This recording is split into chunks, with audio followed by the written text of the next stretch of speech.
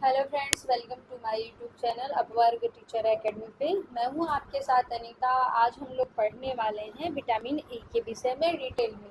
इससे पहले हमने विटामिन डी के बारे में और विटामिन ए के बारे में बिल्कुल ही डिटेल से पढ़ चुके हैं।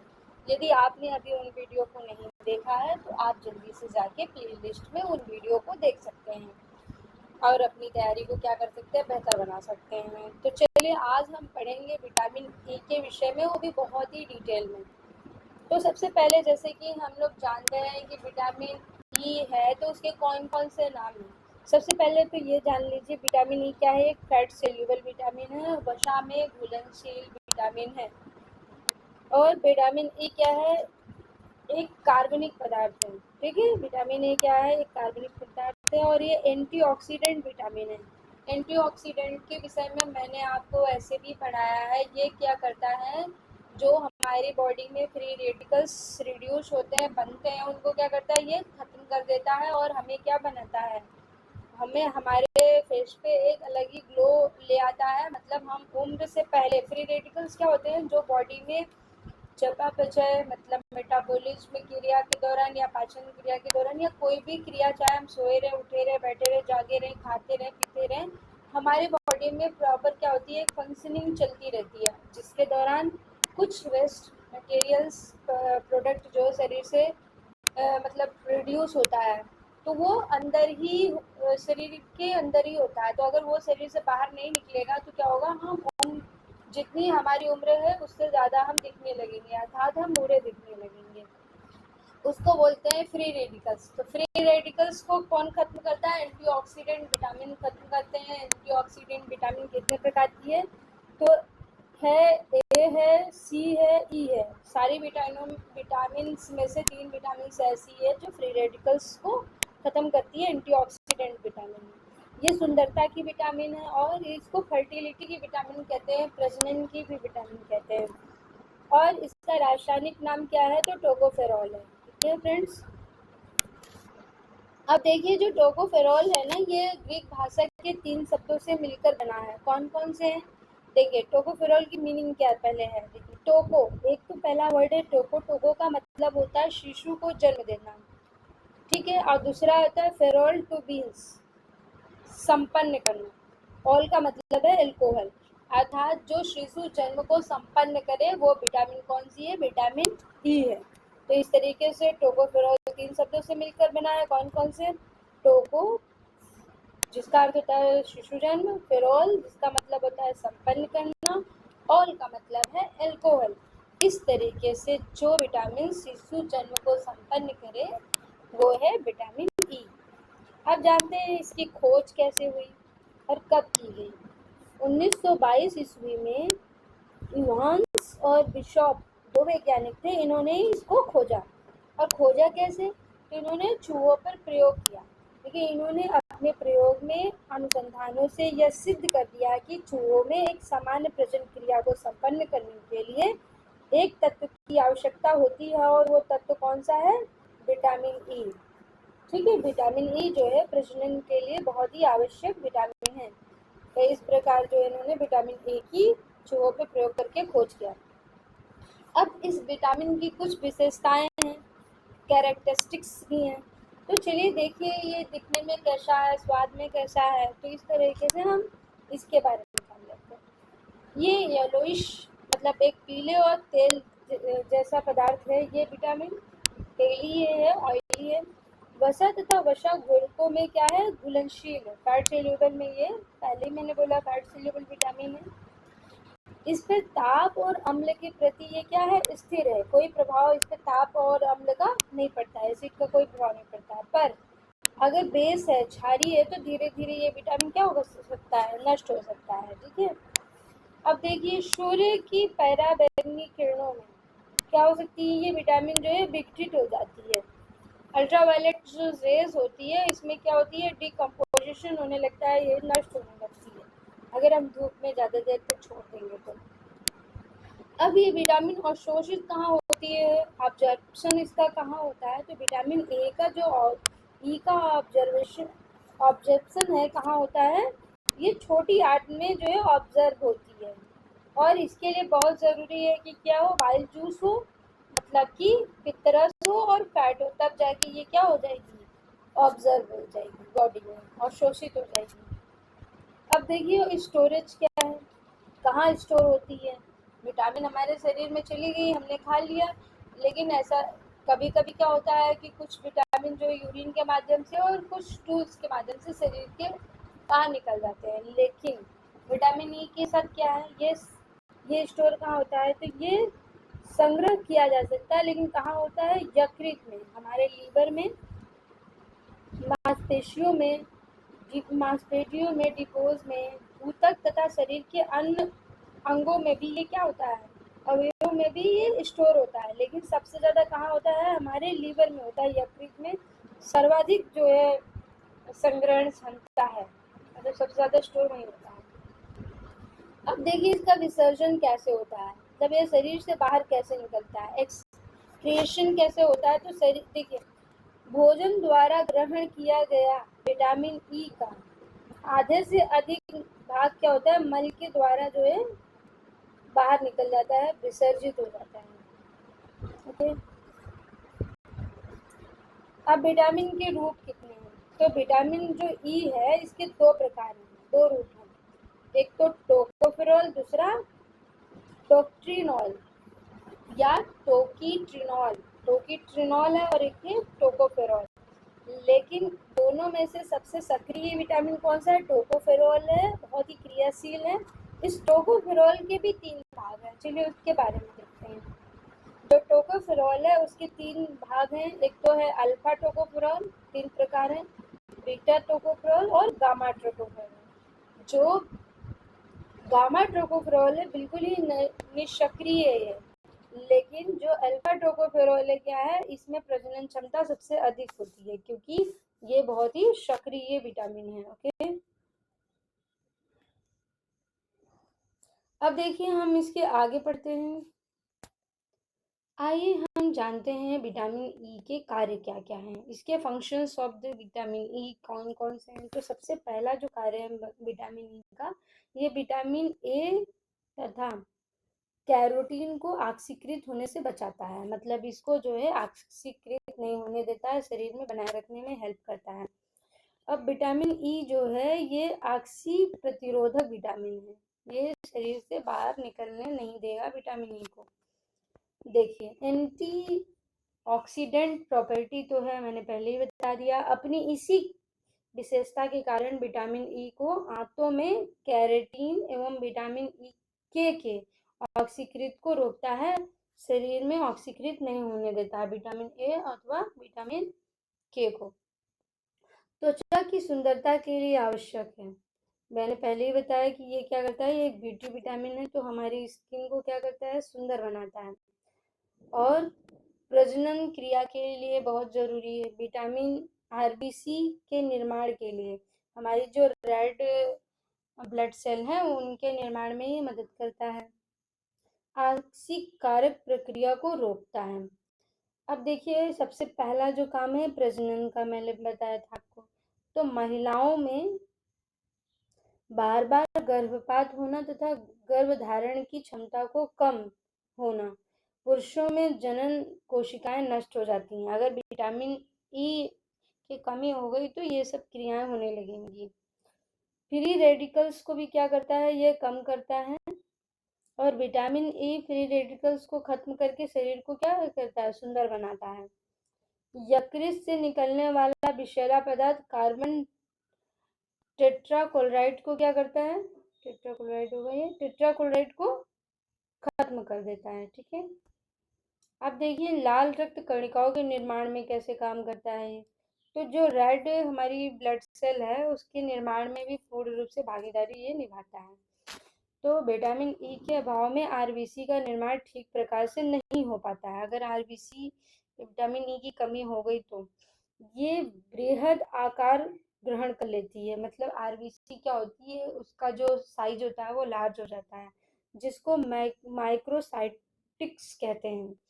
आरबीसी की साइज का बड़ा होना माइक्रोसाइटिक्स कहलाता है, क्योंकि न्यूक्लियर अम्ल के निर्माण के लिए विटामिन ई बेहद जरूरी होता है। इसकी कमी से माइक्रोसाइटिक रक्त अल्पता हो जाता है, मतलब माइक्रोसाइटिक एनीमिया हो जाती है। ठीक है, अगर विटामिन ई की कमी, तो माइक्रोसाइटिक एनीमिया किस किस विटामिन की कमी के कारण होता है? तो विटामिन ई की कमी के कारण होता है। इसमें क्या होता है, माइक्रोसाइटिक एनीमिया में जो आरबीसी होती है उसका साइज लार्ज हो जाता है। देखिए ये हमारी आरबीसी है, इसका साइज क्या होता है, बड़ा हो जाता है। ठीक है, अब कोशिकाओं की रचनात्मक एकता को बनाए रखना, जो हमारी सेल है उनको क्या करती है, जो उसकी क्रियाशीलता है, जो एक स्ट्रक्चर है, उसको क्या करता है, ये उसी तरीके से उसी फॉर्म में बनाए रखने में हेल्प करता है।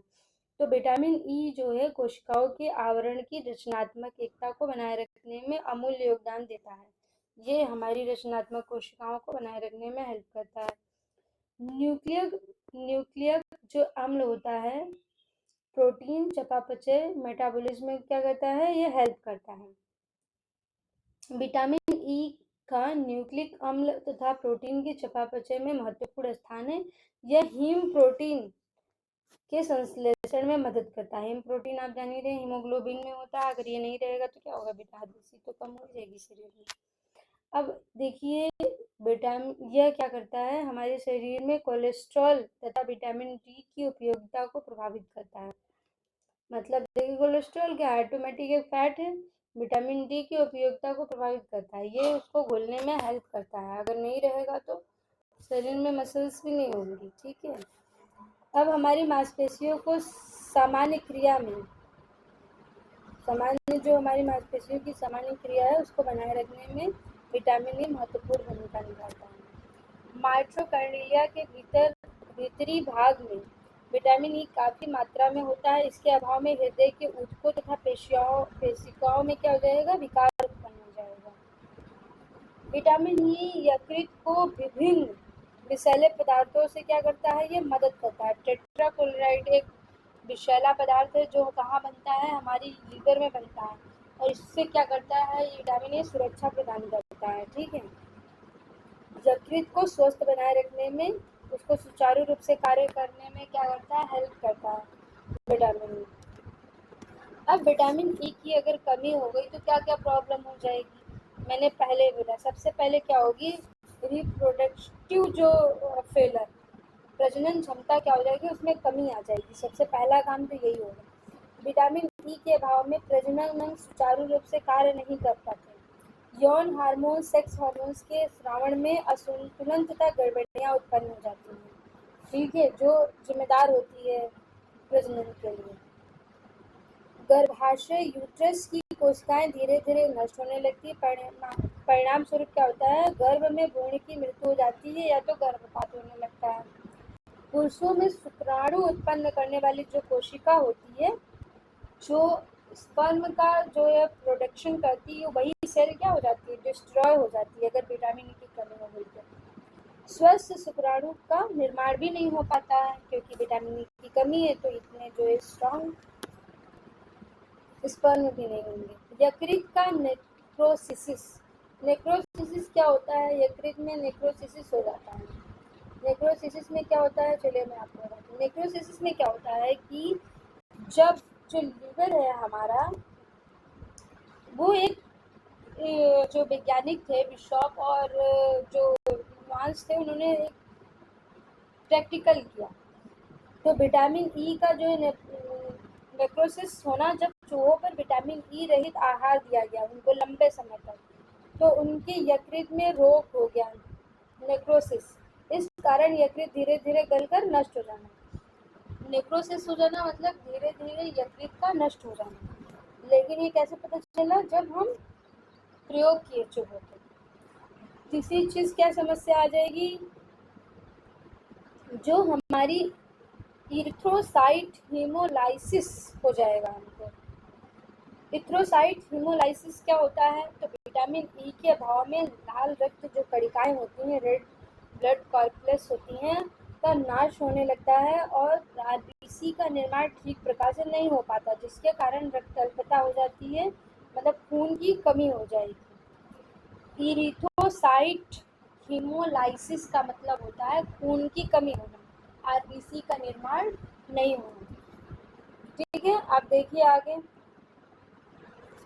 कुछ और भी इम्पोर्टेंट पॉइंट हैं, जैसे कि विटामिन ई का अगर अभाव हो जाएगा तो पेशियाँ क्या हो जाएंगी, हमारी कमज़ोर हो जाएंगी, इनके कोषों में टूट खून होने लगेगा, मांसपेशियों में अनावश्यक संकुचन होने लगता है तथा पेशियों में दर्द, तीव्र दर्द एवं ऐंठन होने लगेगा। ठीक है, देखिए इस तरीके से पेशियाँ हो जाएंगी, इसको बोलते हैं, देखिए मांसपेशियों में दर्द होना ये एक तरीके की बीमारी है, इसमें फैट जो है घटने लगता है बॉडी से। इस तरीके से देखिए पहले ऐसे स्वस्थ था, लेकिन अभी क्या हो गया, कम हो गया है। इसका उपचार कैसे कर सकते हैं, तो उसका उपचार करने के लिए हम जो विटामिन ई है किस किस चीज़ के लिए आवश्यक है, सबसे पहले देखिए ये क्या करता है, ये प्रजनन के लिए ज़रूरी है। मैंने बोला कि अगर विटामिन ए की कमी हो जाएगी तो जो हमारा रिप्रोडक्शन सिस्टम है वो क्या हो जाएगा, फेलर हो जाएगा, खराब हो जाएगा, और लीवर में क्या हो जाएगा, निक्रोसिस हो जाएगा, मतलब लीवर गलकर क्या हो जाएगा, कमज़ोर हो जाएगा। फिर इरिथ्रोसाइटिक हीमोलाइसिस हो जाएगा। ठीक है, क्या हो जाएगा, तो मस्कुलर डिस्ट्रॉफी हो जाएगा, जिसमें क्या होता है, पेशियों में ऐंठन होने लगती है, उसमें टूट फूट होने लगती है, मस्कुलर डिस्ट्रॉफी होना,